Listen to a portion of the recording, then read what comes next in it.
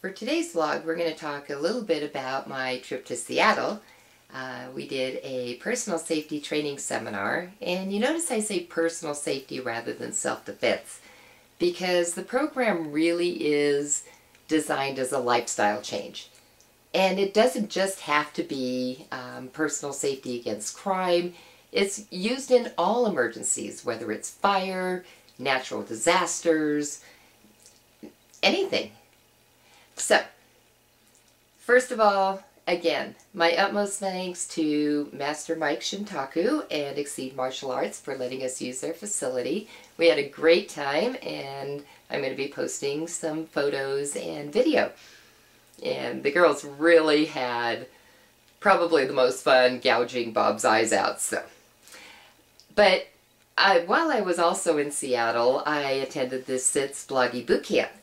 And this is a phenomenal group of women bloggers who support each other.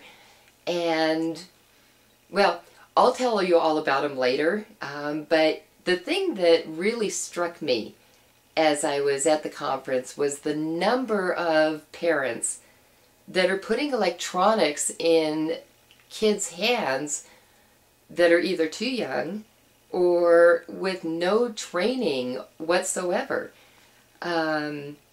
And I have to admit, my own family is just as much at fault.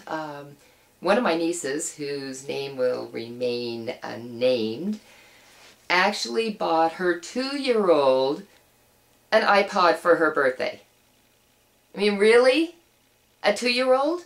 What is she going to do? Download Barney songs?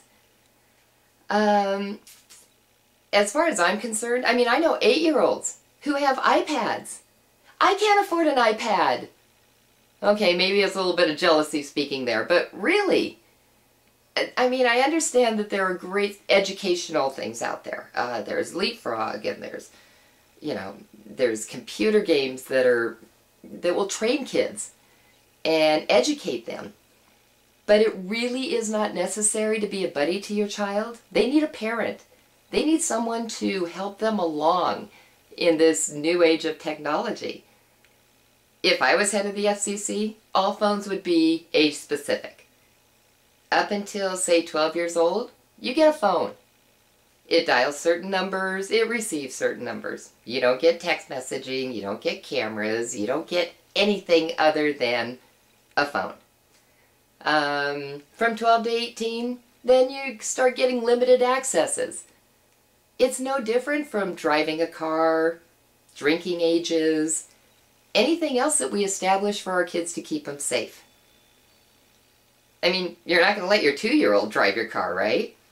Why would you give them an electronics that give them access to the outside world? And of course, by the time they're 18, then they can do whatever they want. But is it any surprise that there is increase in cyberbullying and sexting with 8-year-olds having access to phones and cameras and internet? So, you know what, people?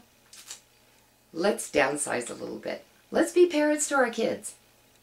Yeah, wait until I talk to my niece. Oh boy, she's going to hate that conversation. Okay, so I'm going to get off my soapbox now. But please be safe. And teach your children how to do so too.